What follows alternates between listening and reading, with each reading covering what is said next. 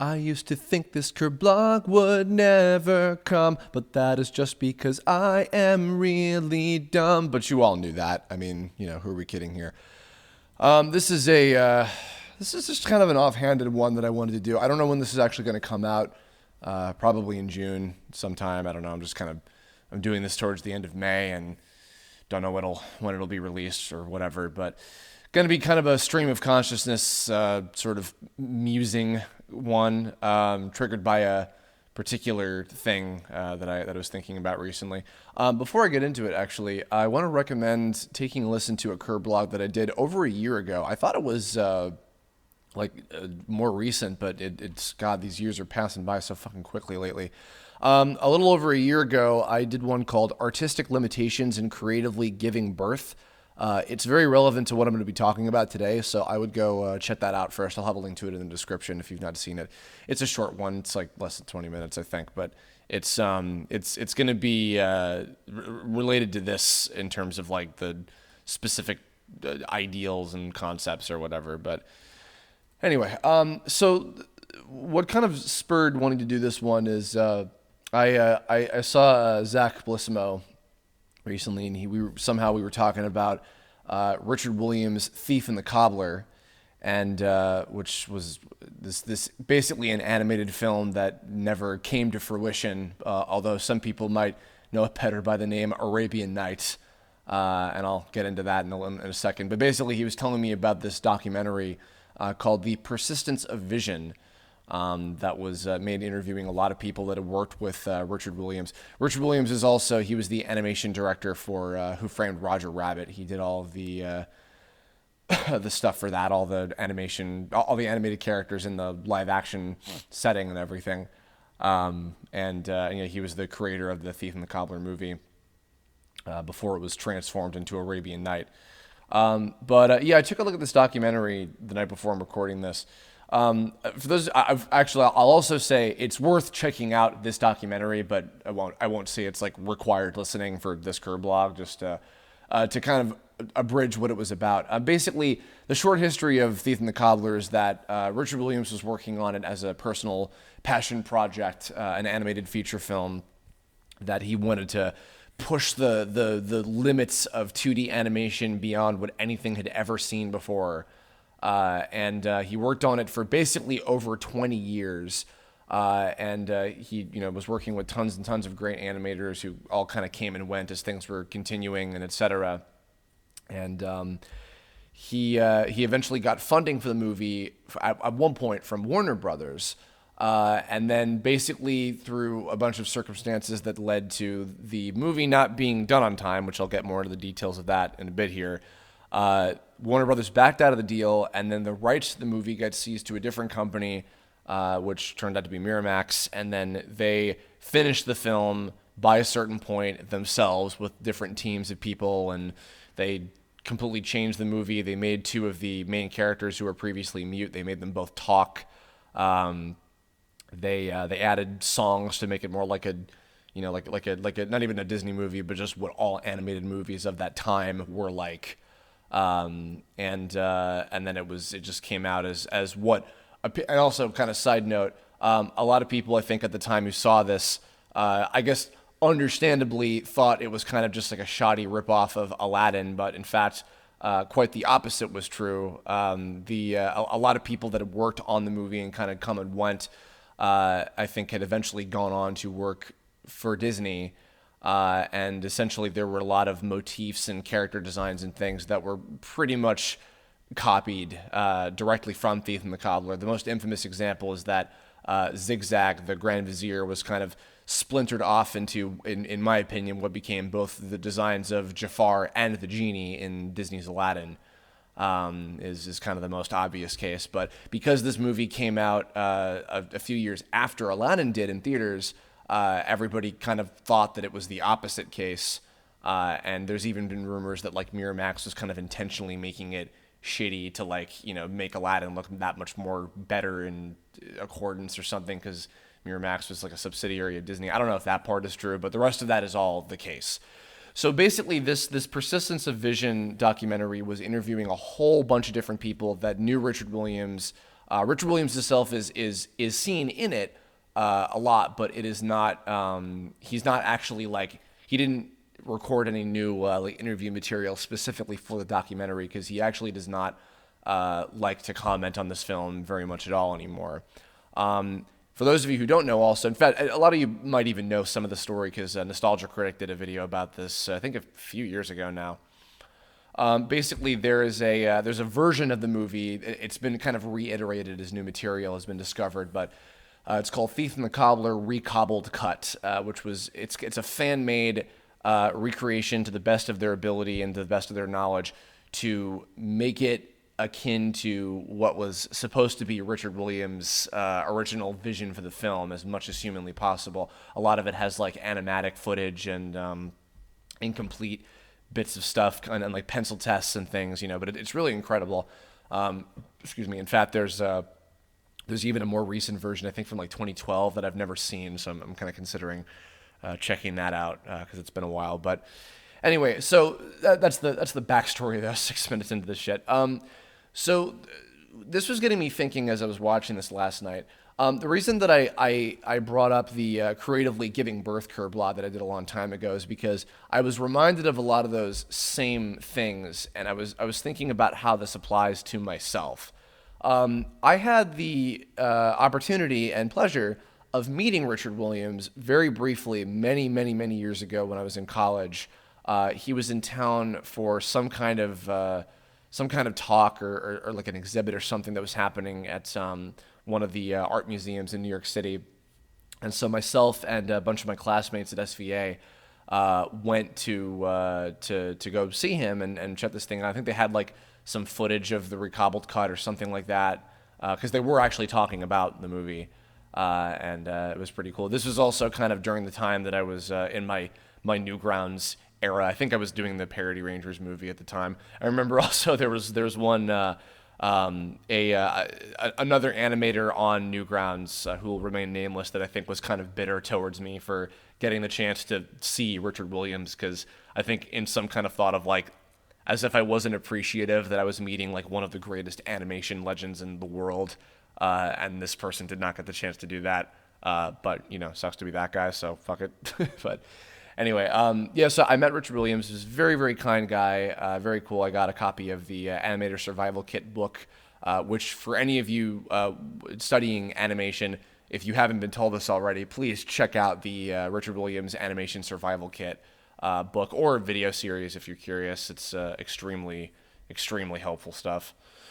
But at the time, that was I think that was even kind of like when I was wanting to steer towards getting out of the Newgrounds stuff and moving more into wanting to do my own original stuff again, which was always what my intention was. I just, as I have told the story in many ways in forums and various Kirblogs about how my time on Newgrounds and the stuff that I was interested into was a distraction that I gave myself that was leading me down kind of a bad path, and I had to eventually snap myself out of it, and had a lot of friends to help me do that. But as I kind of moved into towards the end of college, and then even into the early period of creating Tome in like 2011 or so, I was starting to kind of reanalyze a lot of my hopes and dreams. I knew that I, of course, wanted to eventually end up out in California, and because this is just where the industry is and everything. And I had so many different projects and things that were really important to me that I knew I wanted to do someday. And I've talked about many of them ad nauseum. Of course, now again the Tome RPG has been revealed. That was a big thing, as I had wanted to do a video game. There's a few video game projects that I've had in mind for a really long time. Balancing that to something, of course, that I want to do someday, which I'll be talking more about that in a bit. And there's other ideas that I've had, other things that I think would be really cool to kind of just, create and stretch that muscle and accomplish that as a goal at some point. But yeah, as I was kind of continuing forward and learning more and more about, just how the industry works and understanding more of what the tool that I have of just, the platform of the internet and being able to create whatever I want and do whatever I want and put it out there.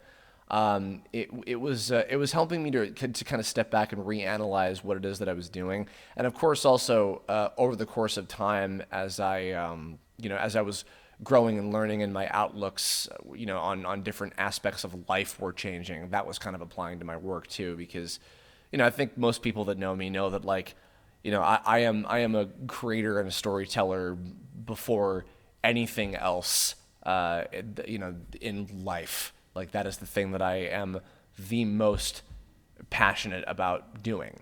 And it's the reason why I aim hell or high water to accomplish all these things and do as many of these, I don't want to say bucket list, but like these things that I've wanted to do for a very long time that have changed and evolved and developed over the last 28 years that I've existed, basically.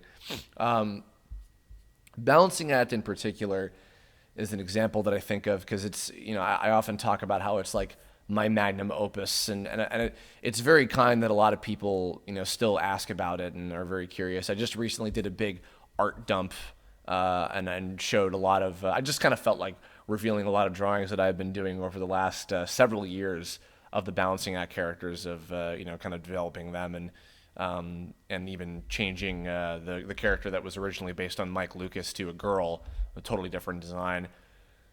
and it was very kind that people are always interested in that after I did my thesis film many years ago. And even actually when we were about to reveal the big, like, what is my next project or whatever, the live stream and everything, a lot of people actually were guessing that it was going to be balancing act. And so here's where I relate to the whole persistence of vision thing. So balancing act, I think, for me, is what I think Richard Williams wanted Thief and the Cobbler to be for him. Where, he spent 20 plus years of his life trying to make this movie, doing other work on the side, and learning and changing it and developing it over a very long period of time, and to eventually hopefully make it to the vision that he wanted it to be. Now, in the creatively giving birth Kirblog, not to retread on that too much, but I talked about a lot of things I see with other creators that I know that or other artists that I know that want to do full series and webcomics and story ideas and video games and whatever, that either they start to come to fruition or they restart them or whatever, like if it's a comic or a show or something, or they they never get around to actually doing it and it just stays in the conceptual phase and in the conceptual phase forever, and and stuff like that. So so when I look at something like balancing act, I think like I don't want it to just be that, and my kind of excuse is that, well, I am creating other things that are my own, before I lead up to that. And I guess my kind of goal is, as I continue to develop and grow as a creator, I want to save balancing act, I think, for either last or the right time to do it. And really be like, okay, this is the way that I want to do this, and this is what I'm happiest with, etc. That kind of thing, And I feel good that I'm not rushing it, and I feel good that every time like I am able to add to, because what it is that I develop, it's not like I've been like, oh, I'm animating it secretly this whole time or whatever. Really, what it is that I've been developing, and it kind of goes hand in hand with just how I grow as a person, not even just a creator or a writer or an artist or whatever. It's akin entirely to my growth as a human being. I develop the story and what it is that I'm saying. I've done many topics about that too, of like what is it that I'm saying with my stories.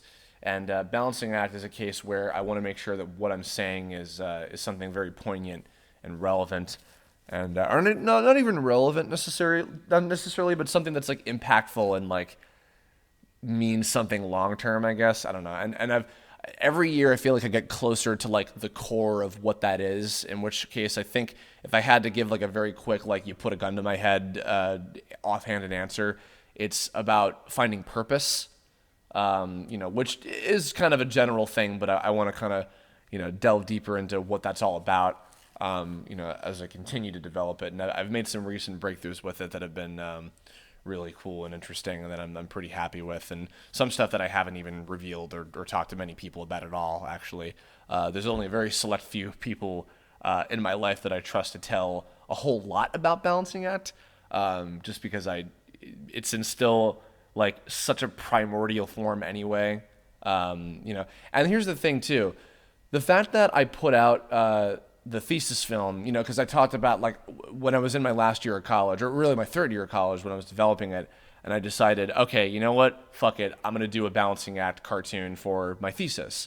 That was a big step because jokingly, balancing act was my original character, do not steal type of IP that I was really paranoid about ever putting out on the internet. But again, I joked about this a lot too on the creatively giving birth Kirblog about how nobody wants to steal your fucking ideas because everybody has their own that they want to use. So once I kind of got over that complex, as it were, I just was like, you know what, fuck it, I'm going to do this. My point is though, even though that iteration of balancing act is now pretty different in terms of like the point and like how the characters are, and how they're executed and everything. I don't mind that exists and that it's out there, and because I think mainly because of the fact that it's made people interested in wanting to see more about it in the future. So that's cool, and also like I'm pretty proud of the work that I did and the help that I had and the stuff I was able to accomplish with it. So it's cool that I got to do it, and I'm still perfectly happy with it. But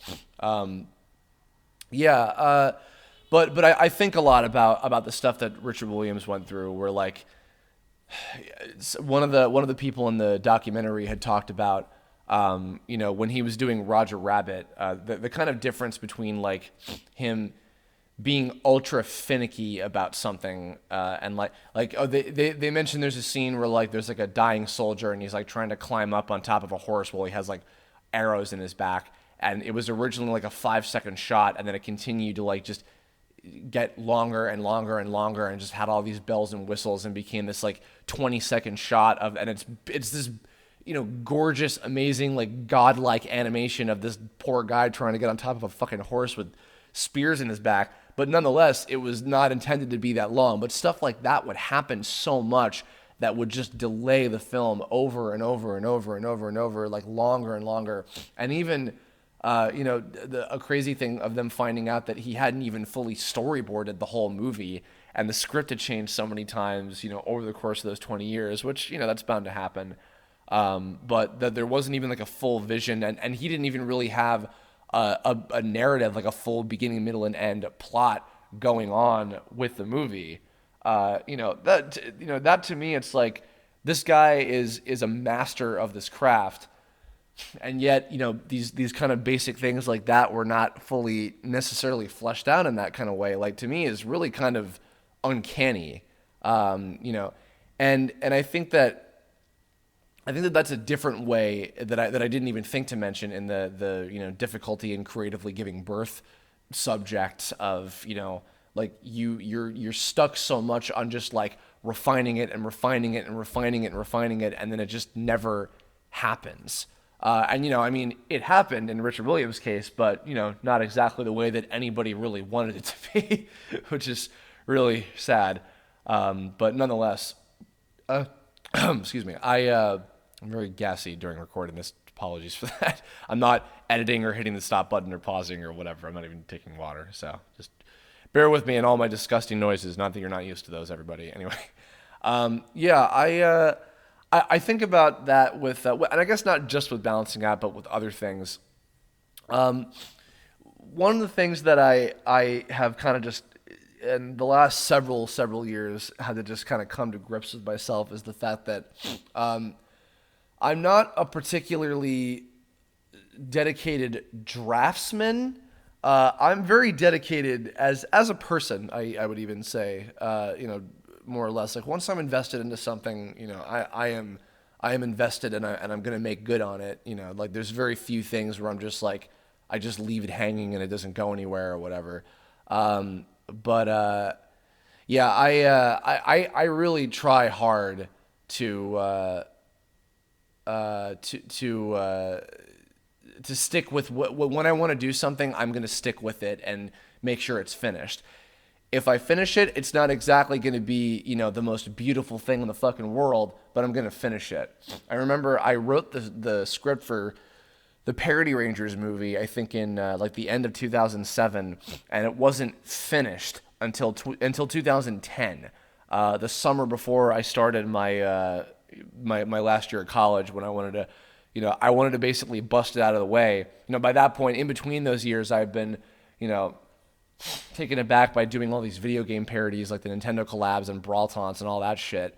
And then, but Parody Rangers, not that it was something that was so precious to me, but it meant something to me, and I wanted to finish the movie. I had split it up into 3 parts, and the whole thing totaled to about a half an hour. Not even. I think it was like a full hour or some shit. The entire thing all together. And so I made a goal to myself. I had it all recorded and and scripted and everything. So I just made it a goal to finish the last part of the movie in that summer of 2010, and I fucking did it. And similarly, on the side, we and this was with help, of course, because I only had particular parts that I animated, but we finished the 3rd Nintendo collab as well. I think towards the very end of 2010, we put it out. So I made do on that, and all the while was working incredibly hard on my thesis. Because I had already done a whole lot of work on it over that same summer of 2010 as well, and then spent the good majority of the next school year or so, from that like fall onward up until the end of the school year, like spring 2011. I finished the thesis film, and I was one of the first people to turn my film in. I think I was like number 6 in like a class of like 20 to 30 or so.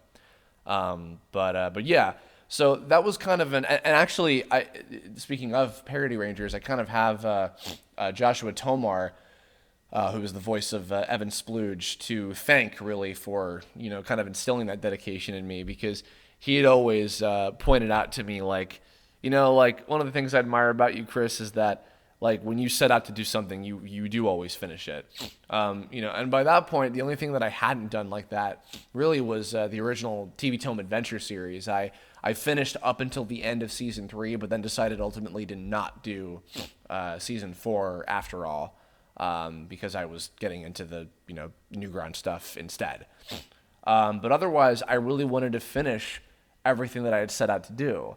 And then, later when it came to doing other stuff, it was a matter of like, even when I was doing Tome as well, like, and there were certain points where, I don't know if we're going to be able to continue. Like episode 4 and episode 10 were the two major points where I wasn't sure if we were going to be able to continue forward.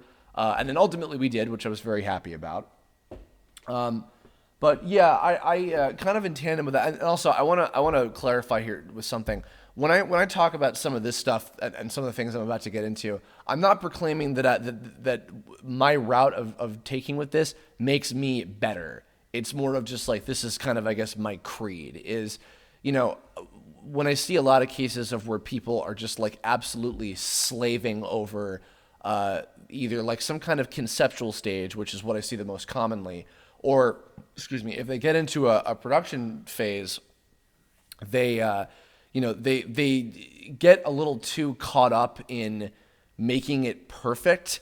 And I think that, I do genuinely understand as an artist where that feeling comes from. Because once you put a product out there, once you put your art out there, it's there. And sure, in certain circumstances, you have the case where you go back and you like redo it and you make it better, and then you run the risk of whether that pisses people off or makes people satisfied or otherwise, or divides them, because, case in point, Dragon Ball Kai, for fuck's sake, which I will never fully understand. But anyway, no, I think like when you put your art out there and you can't alter it anymore, like by and large, it just exists, and it's either well received or it's not, or it's decently received, or it's kind of just it was okay, or people aren't fully satisfied, or they wish that it could have been more than what it was, or whatever, so there's a lot of pressure that one puts on themselves, and sometimes other people put on them if they have like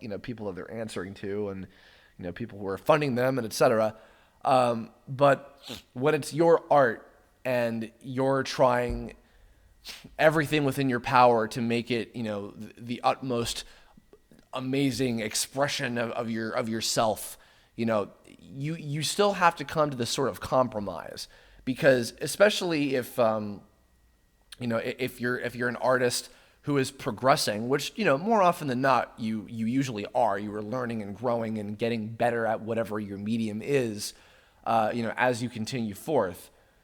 But you're if you start on something and it's consistent, and then it's like, if you reach a point of like, oh, but I could go back and make this part better, or I could go back and remaster this or whatever, it's like, you have to be able to find a point where you can just sort of let go and be happy with it. I didn't finish this point earlier. They were making the comparison, the other animators that worked with Richard Williams in the documentary, they were making the comparison that with Roger Rabbit, it was different because it wasn't his.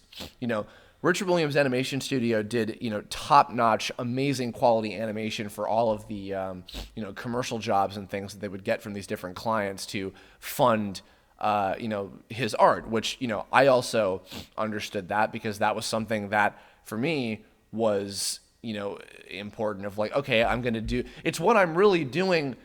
What I have been doing for all these years is I do other work to fund my own work, all the freelance and voiceover stuff and whatever that I can get. That's for eventually saving up and funding and getting to do my own projects. I've been doing that for virtually ever. So I do relate to that, but they were joking about how, or not joking, they were proclaiming this. Because if you've seen Who Framed Roger Rabbit, the animation in that film is fucking incredible. But Richard was able to settle with, the quality of certain things where, because not only did he have people to answer to, but because it wasn't his movie. It was Steven Spielberg's production. And I think it was Bob Zemeckis' film that he was directing live action. And so that was able to allow him to, and I've had cases like that too, where I've worked on other projects, either as like an animator or a writer or an actor or some kind of creative consultant, where like, I can let go with like, okay, well, it doesn't have to be absolutely perfect, but this is the best that I can make it, and what, my contribution can bring that I think would work well with it. And it's like, okay, cool, that works, that's fine. So in that case, it's like, sure, okay. And I think that kind of mentality is sometimes important to sort of, to kind of imbue onto yourself in a way. Because I think that if you never reach a point where like, okay, this is fine, I'm happy with this is good, and I'm just going to leave it alone and move on to the next part of the same thing. I think that is a smart way to balance yourself out creatively. And that's tough, because, as artists, no matter what your choice of medium is, we all have this sense of like preciousness, and we all, get attached to what we're doing. And we're also all very hard on ourselves. We're hard on a lot of things, and especially as you grow and you get to be more objectively critical, that can be difficult to manage with with not only other people's work, but with your own work, because you don't want to get stuck, because then if you get stuck, you get into a case like with poor Richard, and not necessarily you're going to get your movie taken for you and made it into a fucking bargain bin thing or something, but that it may potentially never even see the light of day at all. So it's something that I really try to be disciplinary about myself. And also, actually, this is something too, with working with others, what I try to do as much as possible, and I've done this for as long as I can possibly remember on when I started producing my own projects on the internet, is I like to make anybody who's working for me or under me or with me in some way, If I can, I try to make their job as easy as humanly possible. Excuse me. In fact, with this game right now, with Michael and our other teammates that we have on board this project and everything, anything that I can do, even if it's just a description, or if I can provide some kind of material, visual or written or sound or whatever, in some way to make what I envision for the game, for this project, as direct and easy to understand as possible. And then also what I try to do as much as I can, is give a bit of room for creative freedom, basically. Especially because and even with with programming too, like Michael has described to me many times that programming is more of an art than a science, which I perfectly agree with. So like that's part of the reason why I teamed up with him, is because we said on the reveal stream that we have very like-minded sensibilities when it comes to games. So already we see eye to eye on a lot of things, and we're often just kind of on the same page with how this shit works.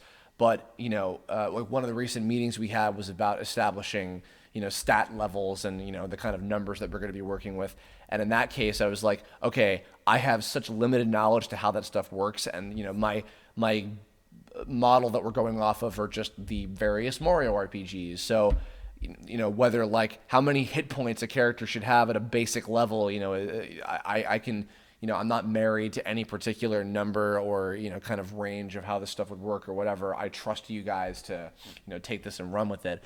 And they're like, okay, so that allows to work with these people in a very collaborative fashion, and allow certain things to be I don't like, not absolutely every single thing has to have even if it's going to have my hand in it, it's not going to be done by my hand.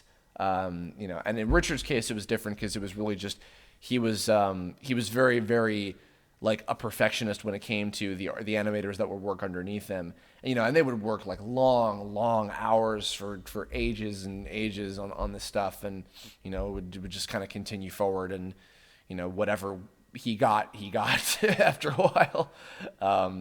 But just having to redo things constantly. I like to prevent having to do revisions and going back and fucking around with things. Is I like to prevent that as much as possible. And again, even if it's not like this is perfect, this is the best it can possibly be, and like in our case, it's like we're not the best people that do this in the world. Part of the reason why I know that I can trust myself on doing virtually all of the animation assets is because I'm keeping them fucking simple. It's kind of a combination of like, some traditional stuff and also some, like kind of the segmented animation of like, the little pieces of the body kind of being tweened around and stuff like that. Excuse me, sort of this hybrid of that sort of animation that allows me to get a lot of assets done in a relatively plausible amount of time, because especially if I'm going to have to be doing hundreds and hundreds upon possibly thousands of characters, whether it's just a little basic tiny sprites or the like the fully animated characters that I was talking about and everything, I'm going to be having to do a lot, and I have to be able to deliver on that, in an ample amount of time, and not spend a billion years on every single one of those things, not spend like a solid day on one animation. No, I'm designing this in a way that I can get, a character fully animated in one day. Like, just like absolutely as much as possible to get everything done in what I think is a fairly ample amount of time. And especially in the case of video games, like, making a complete product like that can range in, short to very massive amounts of time, depending. So the biggest thing of all is because this is also, in terms of what the final product is going to be, this is a medium that I have really never worked with before, and why I'm trusting in the judgments of of people like Michael and Scott and Nathan, who are my game designer, programmer people, in a way that this is doable, and my trust in them and my dependence on them is what is allowing this to happen in the first place. And and what I also do kind of on the side, and I think that everybody, even Michael does this. Michael has his own project that he wants to do someday. Is on the side having our own other things that we know that we want to do someday, that we can just kind of develop and take what we learn from each kind of stepping stone and apply it to the next thing that happens. That's important to me too, and then I hope that by the time I reach, okay, what's the next thing, then my growth will show in the next thing being better. And I mean, right now the next thing is the tone game, and I am confident. I fully think that it's going to be a lot better than what we've had. What anything I've ever created previously. But the proof of that is not really going to be in the pudding until until we finish it, and hopefully it is decent and people like it. But that is yet to be seen. So hopefully we can prove that that'll be what we're capable of. So yeah, this is just, I don't know, a lot of thinking out loud for 30 to 40 minutes, and not even so much like trying to give advice or anything necessarily, but I was having a lot of thoughts about this, very in-depth things that were going through my head as this was happening, and I thought this would be fun to kind of get out of my head while this is going on. So I figured I would talk about this stuff. So yeah, again, heavily, I mean, I'm assuming hopefully you listened and checked out the Kirblog that I linked in the description that was related to this. But I hope this was interesting at all, and I do also hope that you check out Richard Williams, I will check out the Recobbled version of The Thief and the Cobbler. I think that would be super cool if you would go check that out and hopefully enjoy it. And also, I think the Persistence of Vision. The Persistence of Vision documentary is worth checking out as well. I think even without necessarily having seen the movie, it's pretty interesting to learn about. So yeah, go check. I'll have a link to that in the description as well if you've not seen it. So that's it. I don't really have much else to say. So but thanks for listening. If you got all the way through this, and I guess if otherwise, if you have thoughts in the comments below, leave some. If you have suggestions for future Kirblog topics, leave some. I have certain ones that I want to do this month. I think I want to see if I can get Ben and Heather for a review of the Kingdom Hearts Fragmentary Passage thing, because we played through that. So maybe I can get them for that too. I do have an interview with somebody that I want to do that I won't reveal just yet until the time is right and the interview is 100% settled. And hopefully at some point soon, Michael and I will be doing a follow-up stream about the feedback and some other things regarding the tone game and the demo and the Kickstarter and all that stuff. So, yeah. Thanks for listening. Thanks for watching. Thanks for enjoying, hopefully. And I'll catch you all in the next one. Fare thee well. Bye.